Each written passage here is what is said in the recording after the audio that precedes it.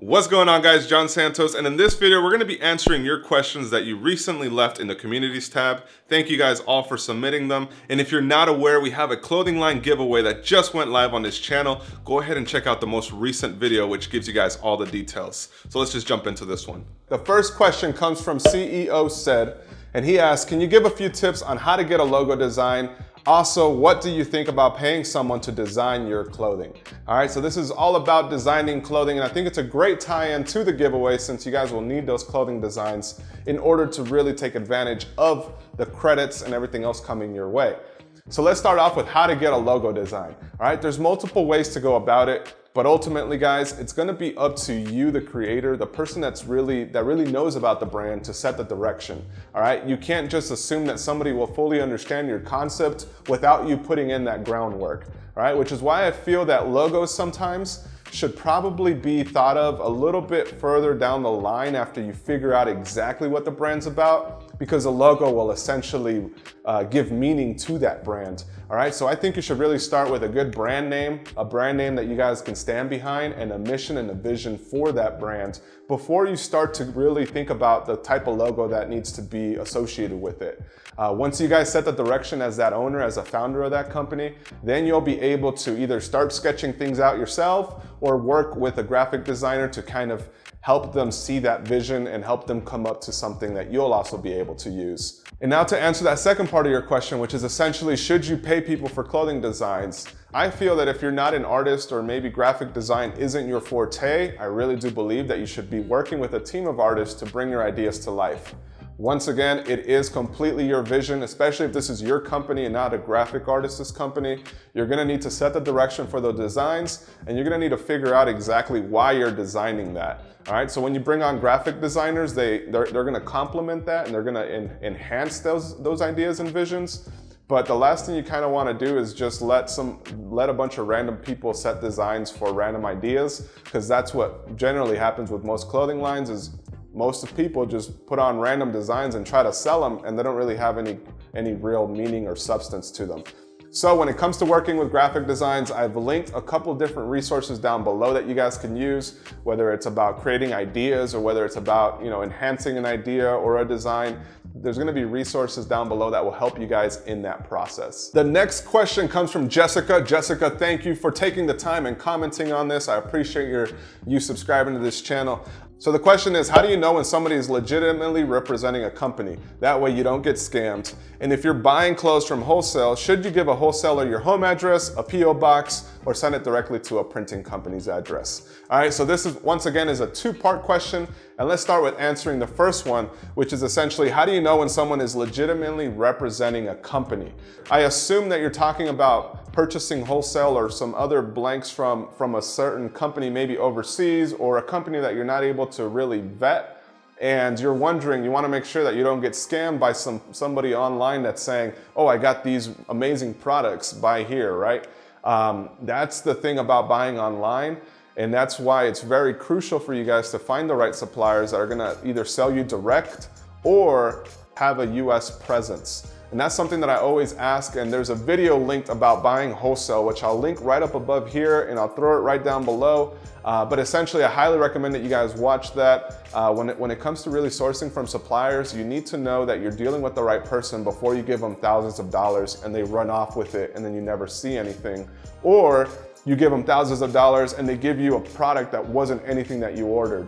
And trust me, all of those things happen. So in order to avoid some of those things, you're gonna really wanna ask for the credentials of the company in terms of what their title is. And it obviously will help a lot if they're using a company's extended domain name, like the brand of the products they're selling. But then it's also important to know that just because they have a website and they have products and now somebody's trying to sell you something, it's also important to know that they may not even be the owners of those products, and they may just be resellers selling from companies that they're sourcing from locally. So that's essentially the problem and the issues with a lot of things on Alibaba, which is another video I'll link up here. It's an old classic. But yes, in order to vet people, you're gonna need to make sure that you place a sample order, a small order of those products in order to ensure that they're coming from where they say they're gonna be coming from. All right, so if somebody isn't willing to let you buy, whether it's 5 or 6 products, then don't do business with them. Because why would you spend $2,000, $3,000 on an order if they don't want to sell you 2 to 3 products in order for you to see the quality and fit? All right, and even then, it's still a little bit up in the air if you're gonna get that same quality and fit. So overall, dealing with overseas suppliers can be a very tricky thing, and I highly recommend that you proceed with caution. Make sure that they have an established website or credentials. Second thing you could do is make sure that they're able to sell you samples. And third thing is make sure you verify where those samples are coming from. As soon as you get the package, they'll have an address. You could try to like cross-reference Google to see if it's coming from a factory location or a distribution hub, or if it's coming from somebody else outside in the countryside, you know, like you never know. But at least you could start to kind of vet suppliers that way. And then the second part is, what address should you give the suppliers? Well, if you're ready to start printing and if your timelines are a little tight, then ship it directly to the printing company's address. A lot of time printing companies will let you guys keep your products there as long as you're ready to print within a few days or maybe a week or 2 max. So that's a great place and address to send it to.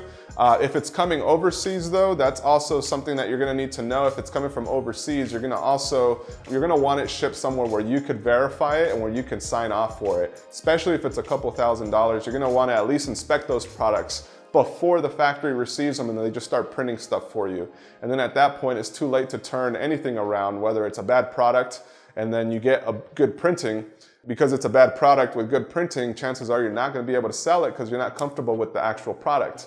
So I hope that answers some questions. Always try to use your own address when it comes to shipping products so you can actually vet those items. And then once you establish that relationship and you know the quality is on par and decent, you could ship it directly to the manufacturer that's gonna be printing your garments. This next question comes from Jamal. Jamal, appreciate you for reaching out, my man.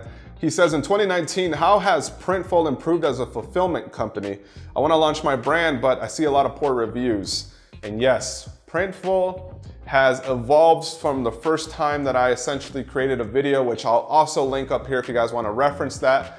For those of you guys that may not know what Printful is, it's essentially a print to order type of business model where you guys upload your designs and they are able to print the product and ship it out to a customer. Now, when a company like this type of service starts, they're gonna really make sure that everything is legit and everything is like customer service and everything is growing, right? Everything is like on point. Now, as a company is growing, I really do believe that they're going through some growing pains, which means that they're trying to keep up with the demand, but they're actually letting a lot of things slide. Like they're letting either quality control or customer service or even basic communication to their printing partners.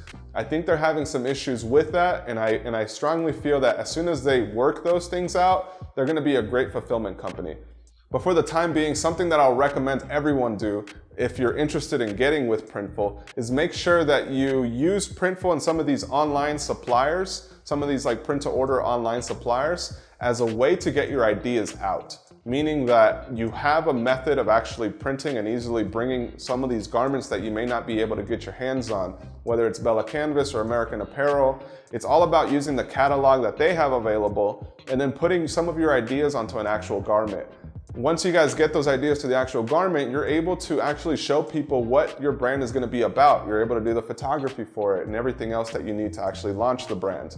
Once you get launched, I think Printful is a great way to start, but I don't think it's going to be something that you should ever really consider long-term.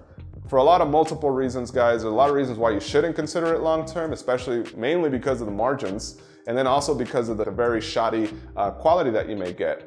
So the biggest thing I recommend is that you guys find a supplier locally to you. There's a lot of print-on-demand companies that are coming out, and they're gonna be able to service your needs locally, so you're not having to try to figure out if a customer across the country received the product the way it was supposed to be received when it ships from the other side of the country. Make sure that you start with Printful as a way to actually get your idea out, but then you start looking for suppliers that are gonna help you guys actually grow and stay with you through that growth. Thank you everyone for submitting your questions. The questions that I pulled from were from the communities tab, where I mentioned the clothing line giveaway. If you have a question that you'd like me to answer, just comment right in that tab. Yes, make sure you do that. Head on over there, comment, leave your question so I can answer in the future Q&A.